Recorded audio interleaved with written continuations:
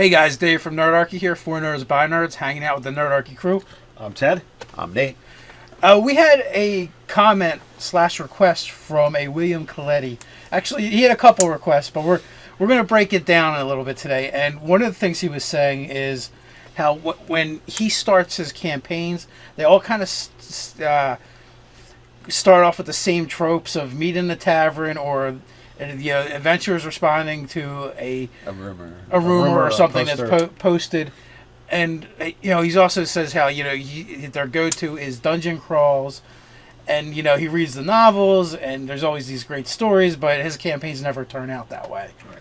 So I think we can help him out a little bit there. First, I want to say there's nothing wrong with that style if everybody's happy with it. If you want to elevate your game away from that, okay, you guys, it all starts off with you guys are in a tavern. It's a stereotype that's been around, for decades. And there's easy ways to do something, apart from that. And I think 5th edition really kind of gives you a lot of tools to help with that. It does. Well, you know what, too? I just put up a book review on the website today for the Lazy Dungeon Master, and he actually gives great suggestions for kind of what, William's talking about here and how to kind of combat that. One is when you run that style of game, you are building the story for your players. You're not building it with them. Right. So that's going to be the first thing that detracts. See, when we start Dungeon Mastering and we run a game, we feel like we have to control everything, and that we're responsible for making sure everything happens.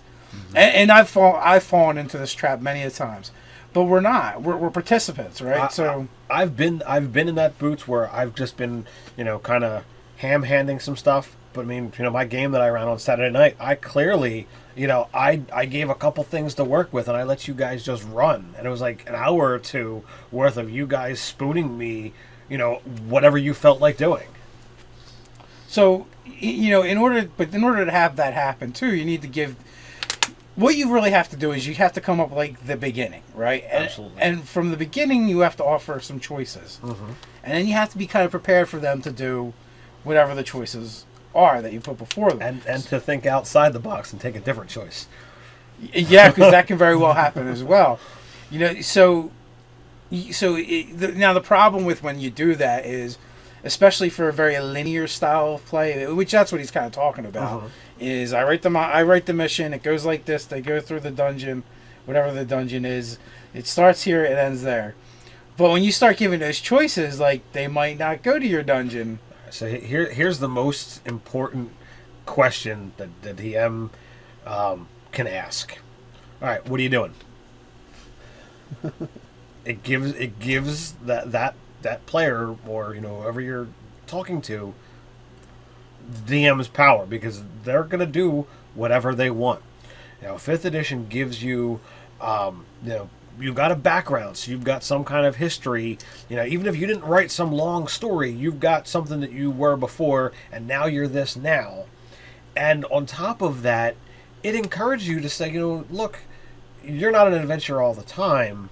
You should be doing something else. So you should have some kind of, job or a place to live or something that you do in between adventures. So because of that, there's going to be role-playing opportunities, plot hook opportunities, in spades. Well, and two, like if you look at 5th edition, because basically every character now at creation is kind of forced to kind of do a little bit of backstory, right? Because you have your bonds, your ideals, your flaws, your personality traits. Right there, that gives something for the DM to work with. A lot of the backgrounds also have a feature. A lot of those features are actually built-in role-playing situations. Mm-hmm. Some kind of contact. Yep. So, or some kind of benefit. So, with those in mind, you can start putting stuff together that directly link to the character. When even if the character didn't come up with it, but if you go, hey, your criminal contact, Stan, has come to you with a problem or has a request or something. Right there, they're engaged, and they're going to be more engaged because you told them that this guy and you've known him for a while. Right. So right there, you tend to get more player buy-in.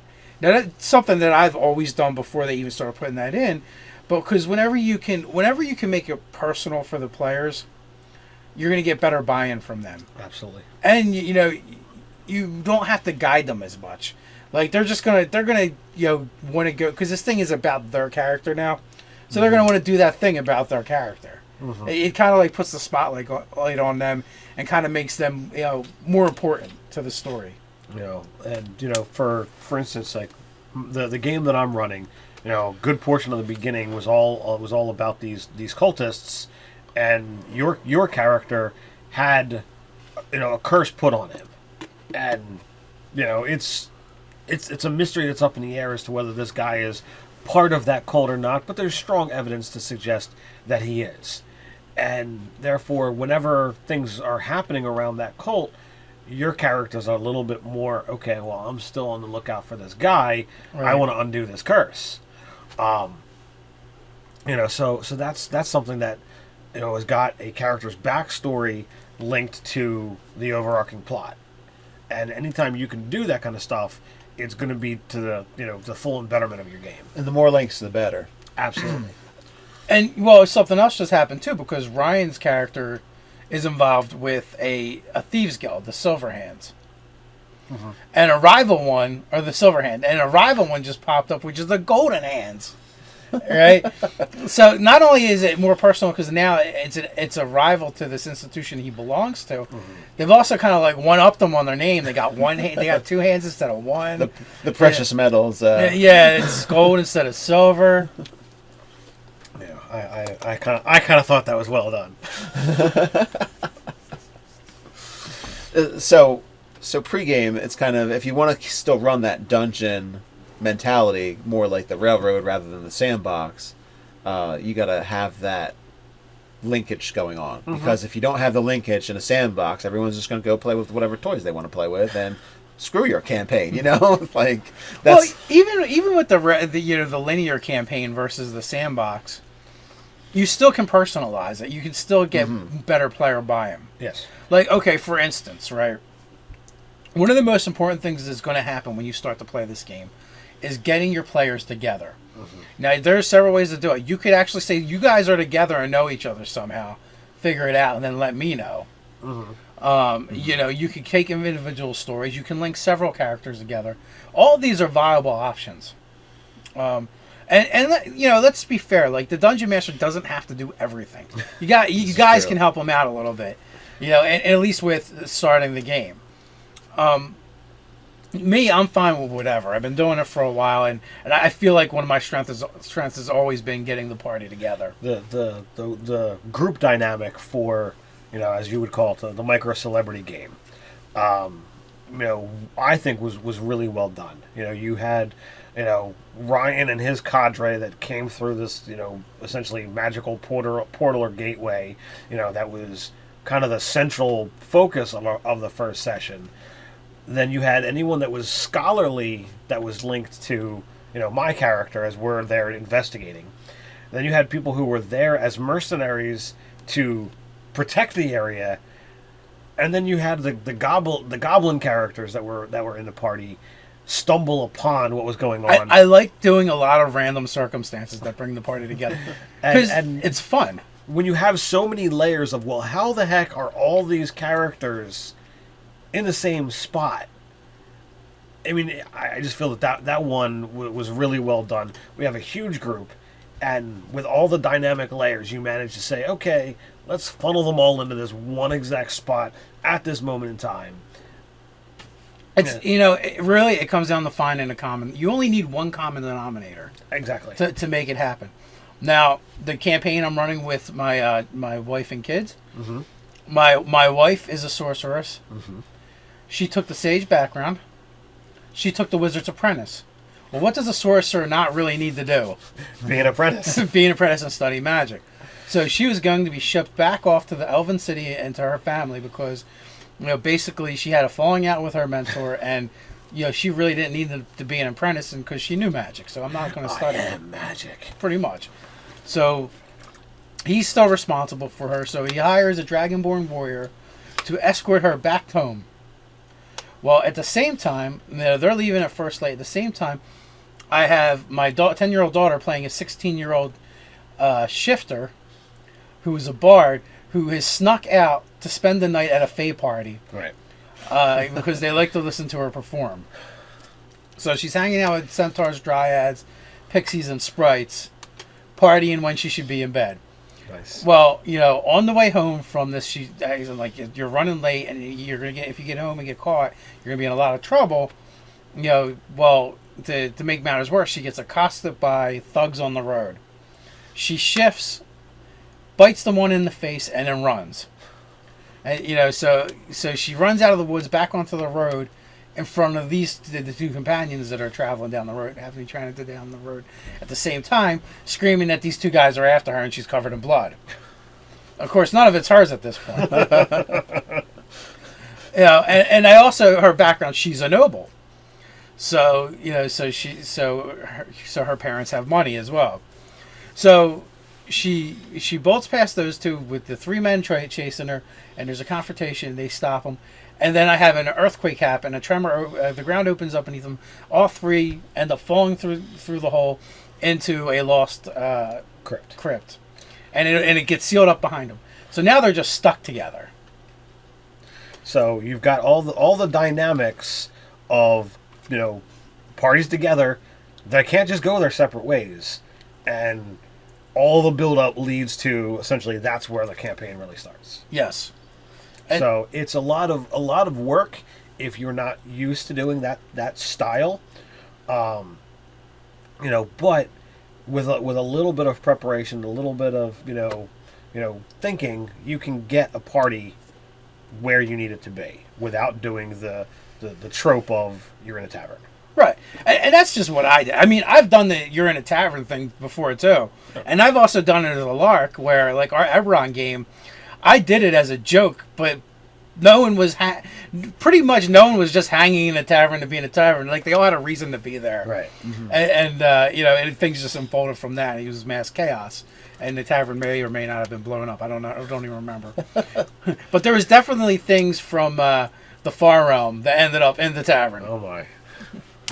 So, that being said, it's just as easy for you to go, hey, why don't you guys link your backstories up together? Why don't you guys have some relationship things, so there's some commonality so that you don't drive me crazy, especially if you don't feel confident. Mm-hmm. And just to change it up a little bit, instead of the tavern, just think bigger. Well, you guys are all in the same town for whatever reason. Or if there's druids and rangers, well, you are in the area, the region of this town. You go to this town for what you need. So even if people that are outlanders and would normally not be around the town, they're at the town for whatever reason, a special event, there's a party going on, there's like some kind of this or that, a town meeting that deals directly with the woodlands that they occupy. There's a common dominant denominator that you can find. Yeah, there's something that you can just make it up. And make it up and sell it. That's all, good way, you're just talking about, there being a town. All right, you guys are all in the town. You happen to be, walking here and there. And at one particular moment, you're all outside and an event occurs. That can also be feed off of that event. What's your reaction? Go around the table, let everyone have their first initial reaction to what's happened, and then let the campaign, build and go from there. Yeah, and it doesn't have to be goblin raiders or orc raiders. It can be something like there's a fire in the woods. What are you going to do about it? The town's connected to the woods, right. or the inn is burning down, and it's not your fault. What are you going to do besides scratch your head and be like, I didn't do that. It's not your fault this time. Yeah, it's not your fault this time. Those kind of things. That commonality. With the game you were talking about that I'm running, we did a session 0. It's very helpful because what I did is, everyone was making their characters, and I took notes as people were building their characters, as they said certain things, as they came up with ideas. So it, really like putting everyone together. It was easy because everyone kind of gave me what I needed. Right. And you can do that same thing. Get together with your players and talk to them and find out what their objectives are, what their goals are.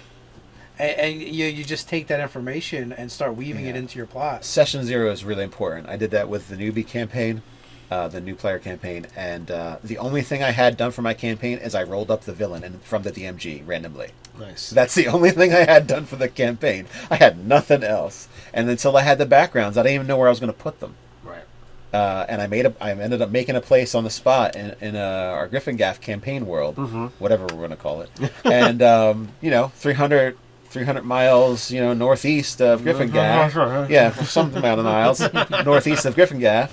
And I made up a region around it. I said, well, this is what I want this region to do. And I've just been building on it from there. But it all started off with I had a villain and I had no plot or anything except for what that villain wanted to do and the character backgrounds. And I made everything And that's all you need is that grain. A pearl's formed from a grain. Yep. Yeah. A grain of sand. So really all you need is that one little thing and you just build out slow. You don't have to do it all at once. If you want to have a campaign and you want it to be like the books you read, then make it about the characters. Yes. Because you know why those books are good is because it's about the characters. It's not going to be on the same level, but because it's a shared experience, it's completely different. But as soon as you start building it around the characters, it'll start to feel more like a novel. Mm-hmm. I don't know, you guys. What do you think? I think Anything that's a else? good place to end on. All about the characters. Yeah, make it about the characters, and then the players will be 100% behind you. If you have any suggestions out there that we might have missed or disagree with any of our points, go ahead and put it in the comments below. While you're there, click share, subscribe. You can hang out with us on our website, nerdarchy.com. You can also join a conversation on Reddit. So until next time, my friends, Stay nerdy.